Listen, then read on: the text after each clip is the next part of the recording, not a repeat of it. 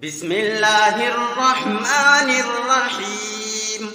هل أتاك حديث الغاشية وجوه يومئذ خاشعة عاملة ناصبة تصلى نارا حامية تسقى من عين آنية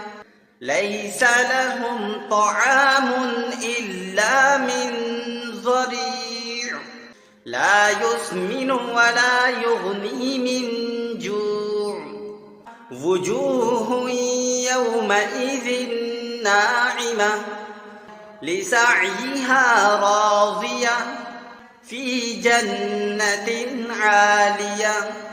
لا تسمع فيها لاغية فيها عين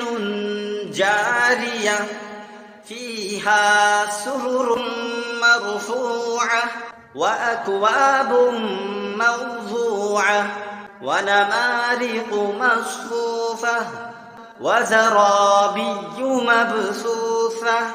أفلا ينظرون إلى الإبل كيف خلقت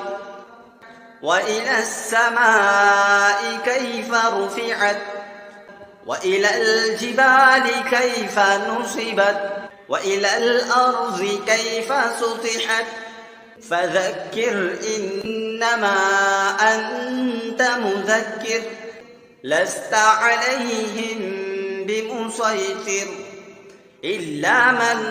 تولى وكفر فيعذبه الله العذاب الأكبر إن إلينا إيابهم ثم إن علينا حسابهم